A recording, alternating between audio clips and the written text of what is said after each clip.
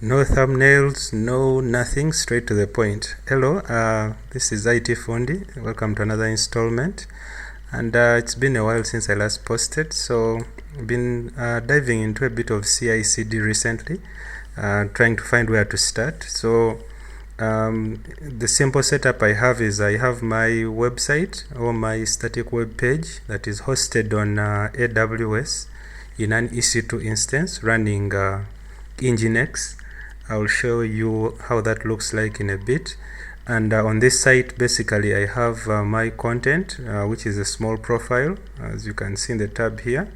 And I think today we'll also get to reveal how I actually look like. I'm not a robot. Of course, the voice already gives me away. So in this project, we'll be setting up a GitHub workflow that when I push a change, so I've been editing everything directly within GitHub. That's a bit lazy, but you can set up, you can clone the repo and then actually make branches and then start making commits directly. But the essence of this is I wanted to set up a repo that I can push data to or changes through code, and these changes can be propagated to my server directly. Now, GitHub/Actions can perform a number of things. They can restart instances, they can do all sorts of things, but in particular what we'll be doing is that we'll be restarting the Nginx server in particular to have my change visible. Then I'll refresh the page and you'll see how the changes look like. Alright, so without further ado or taking you too long, so we have our page here, which is a static page having information, and this is what we'll use as a proof of concept. I'll edit this and then we'll see how the changes propagate. So like I said, I have my changes in the default page that has the Nginx welcome message, and I also have my workflow over here, and it's pretty simple. You can so you are deploying to EC2, and here we are using the Ubuntu runner. We have simple steps here to check in the repository to check if these secrets have been added. I'm going to show you how those are added. Let me go to that. These secrets here are added directly here in the settings of that particular repo called my CI/CD pipeline, as you can see, or CI/CD project. Same repo, just go to the settings tab, and when you go there, what I had done is that I created an environment. Let that load. Yes, I created an environment called EC2 hosts, and in that environment is where I added my secrets, which are added down here. So you can add those through actions down here, and you're able to have them available. So you'll see there is the host. This is the public IP address of your EC2 instance. You have the key, and in this key particularly, I'm going to show you how to generate that. So I created a problem for myself as I was generating this key. I think I'll just go straight to it. So as I was generating the key using this command over here, this key in particular, so this generates two keys, a private and a public key, and those look something like this. When you depending on the repository, in the directory you're working with, they'll look something like this. So this is your public key and this is your private key, and this is the command to generate them. So as I was generating those, I'll show you what to do with those. So as I was generating those, you ask for a passphrase. So I added a passphrase, but you're ideally not supposed to, or it's a bit cumbersome. When you add it, you have to add it as well as part of the secrets or environment variables here that will have to be there.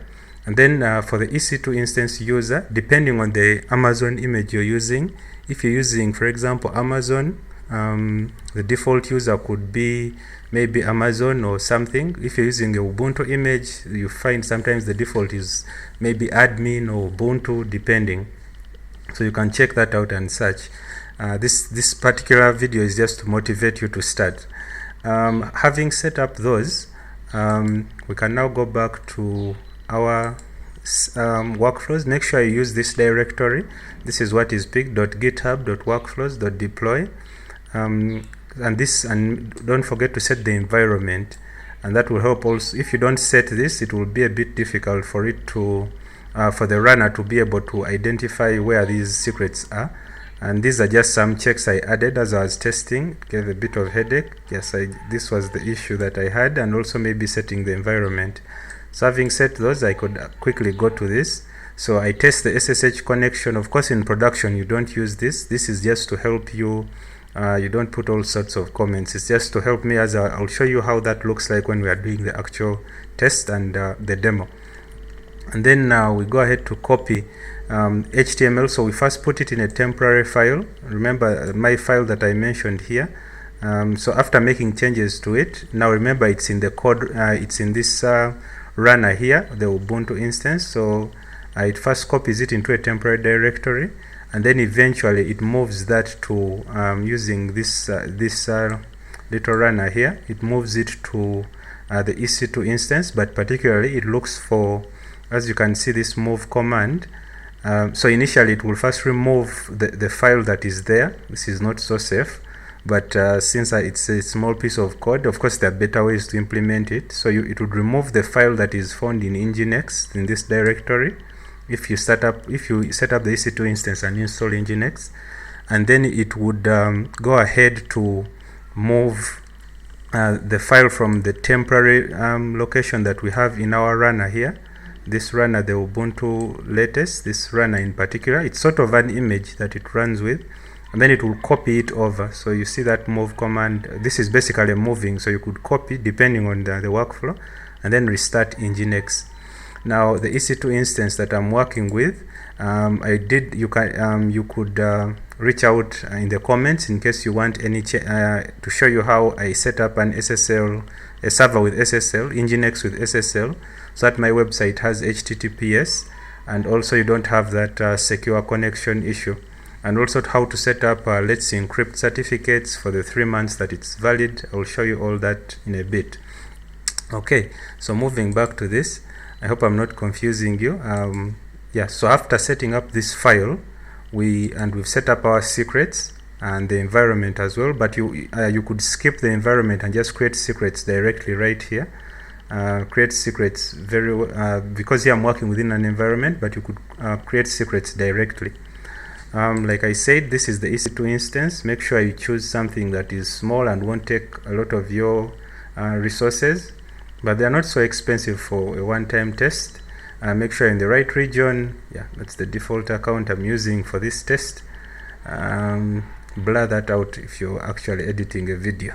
I don't have the energy to do that. Alright, so, and besides that, so okay, having set this up, we go to, so what I'm going to do, I'm going to give you a demo of what happens when you do a change, and see how that propagates to this website over here that I'm here to reveal.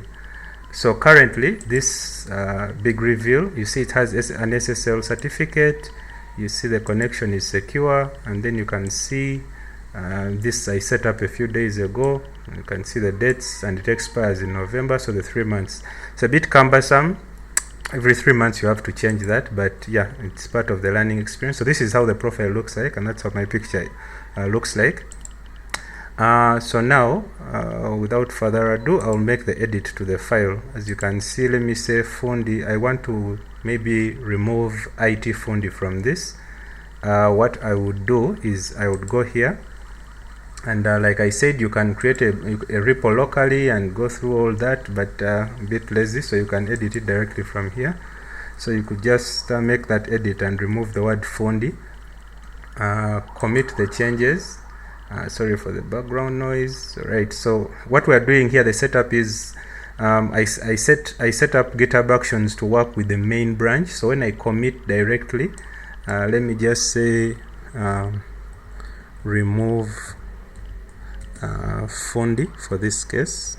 Remove Fundi, and when we remove Fundi, you're going to see what happens. So when we commit these changes, we go to Actions, and in that you're able to see this as it runs. So you click on that, and then you click on you see those how it's actually running.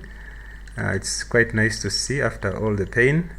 You can see it's copying it to EC2. It does go through all the changes, and voila, you have that completed successfully. There's a lot of text here, so I would encourage, if you're really interested, you take a look and read through.